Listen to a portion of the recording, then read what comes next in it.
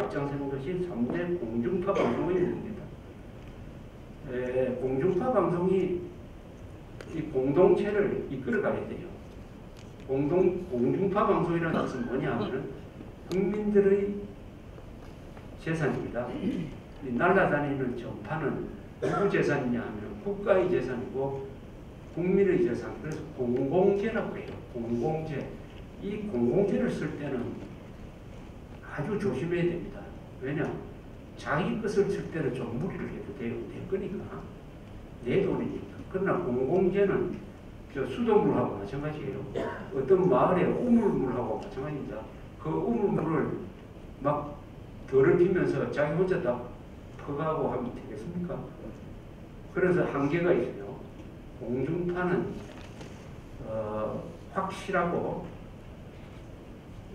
확실한 기사가 아니면 보도해서는 안 된다. 루머를 보도해서는 안 된다. 의혹을 보도해서는 안 된다. 그리고 공중도덕을 해치는 것을 보도를 해서는 안 된다. 법을 위반하는 것을 칭찬해서는 안 된다. 딱 이렇게 방송법에 규정이 되어 있는데 KBS, MBC, SBS는 이 방송법의 규정을 모조리 위반하고 있습니다. 그걸 누굴 제재해야 되냐? 방송통신위원회가 제재를 해야 되는데 이 또한 정파적으로 알려가지고 이 제재를 제대로 하지 않음으로써 아주 오염된 공중파가 되어버렸어요. 오염된 공중파는 오염된 상수도원, 오염된 공기처럼 국민들을 해칩니다. 정신적으로 해쳐요.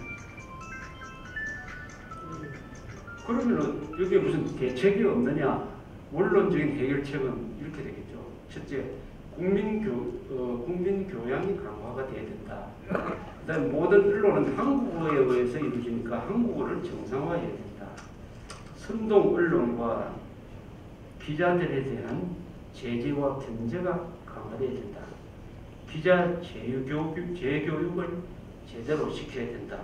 이렇게 우리가 원론적으로 주장할 수 있는데 이게 다 시간이 많이 걸립니다. 시간이 많이 걸리는 거예요. 시간이 많이 걸린다는 것은 뭐냐? 하루아침에 절대로 안 된다. 이 노력을 우리 꾸준하게 하는데 어디서부터 시작해야 될 거냐 하는 것을 하나를 짚는다면 한국어를 정확하게 쓰는 이 훈련부터 시작을 해야 되고, 그렇게 하려면 어문 정책을 바로 세워야 되고, 그렇게 하려면 한글 전용 시대를 여기서 중단시키고 한글, 한자, 원용 시대로 돌아가야 된다. 이렇게 저는 주장을 하고 있습니다. 이 정명사상이라는 게 있습니다. 정명사상. 이것은 동양에서 나온 아주 훌륭한 사상이에요. 발을 정자에 이름 명자 정명사상. 정명사상이 제대로 정착이 돼야 그 나라가 바로 선다라고 이야기를 합니다. 즉 뭐냐면 명사를 정확하게 써야 된다. 명사를 정확하게 쓰지 않으면 모든 것이 헝클어져 버린다. 이렇게 되는 거죠. 우리나라는 명사를 제대로 안 써요. 첫째, 종북 세력을 진보라고 쓰고 있습니다. 이거 명사가 완전히 잘못된 거죠.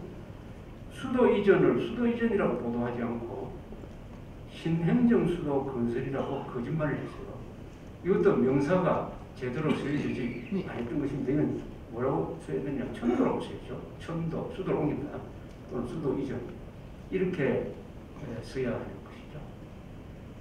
이런 류의 명사가 헝클어져 버리니까 이것을 어떻게 바로잡을 거냐. 근데 무상급식, 이거 완전히 거짓말 아닙니까? 무상급식.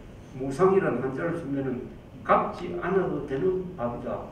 세상에 그런 공짜가 어디 있습니까? 무상급식이 아니고 정확한 표현을 쓰면은 국비급식이죠. 국비급식 또는 세금급식이다. 이렇게 써야 그때부터 이 무상급식 이라는 말을 쓰면은 저건 사기꾼이구나. 세금급식인데 무상급식이라는 말을 써가지고 국민들을 쓰고 있구나. 이렇게 분배를 갖추게 되는 것입니다. 그 다음에 이런 걸 하면서 우리가 번역을 잘못한 용어가 몇 가지가 있어요. 민주주의를 우리가 우리가 번역을 잘못하는 바람에 이렇게 고생을 하고 있다고 생각합니다. 민주주의라는 말은 디모크라시인데 이것은 민주제도란 뜻이에요. 민주적 제도다. 민주제도라고 번역을 해야 되는데 일본 사람들이 이걸 번역할 때 민주주의라고 번역을 했어요. 그런데 한국 사람들이 이게 주의를 좋아해요.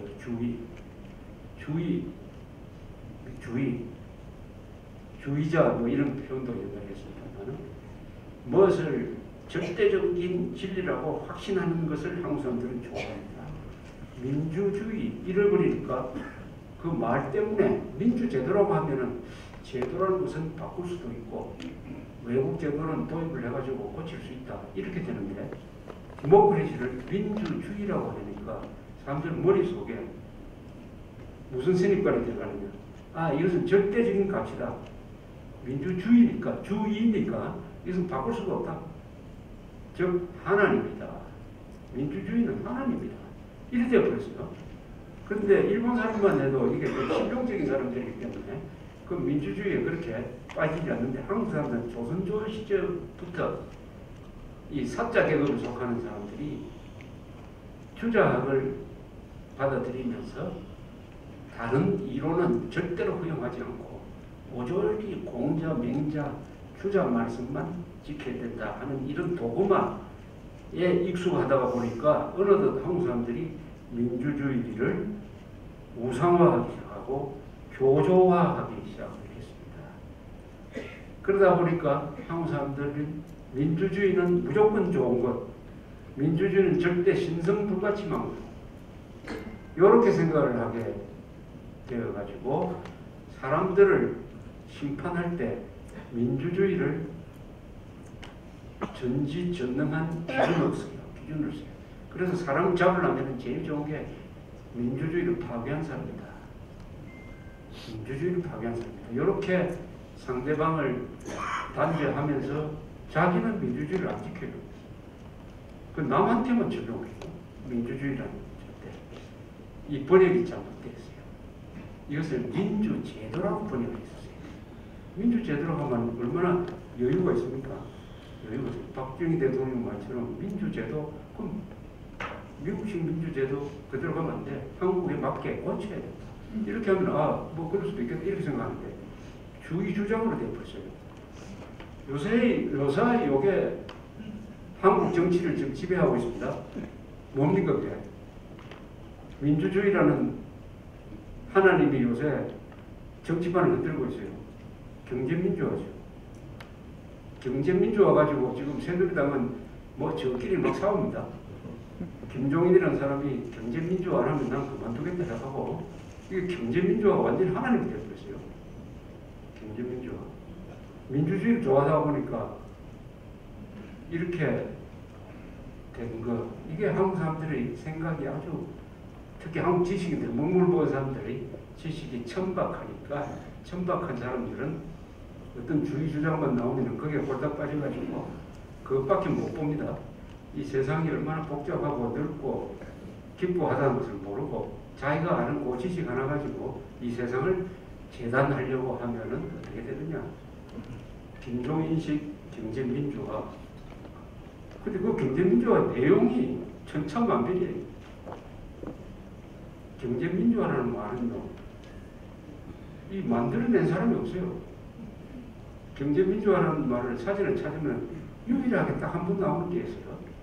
그 자유주의 경제학자가 말하는 건데, 이 사람은 경제민주화라는 말을 써놓고 이렇게 주장을 합니다. 경제민주화는 소비자가 일종의 주권을 가지는 그런 시장경제를 말한다. 이렇게 돼 있어요. 이 사람이 말하는 경제민주화는 완전히 극단적인 시장경제를 말하는 거예요. 그러니까 소비자가 유권자처럼 영향력을 행사하는 그것이 경제민주화다. 그렇게 하면은 아무 문제 없어요. 차라리 그런 경제민주화하면은 괜찮겠는데 요새 김종인식 경제민주화는 주로 대기업을 재벌을 부자들을 쥐어짜겠다. 그 대신 중소기업을 키우겠다. 이런 발상으로 지금 이 전개를 하고 있고 여기에 정치권이 일제히 넘어갔다. 뭡니다. 넘어가 버렸다. 왜?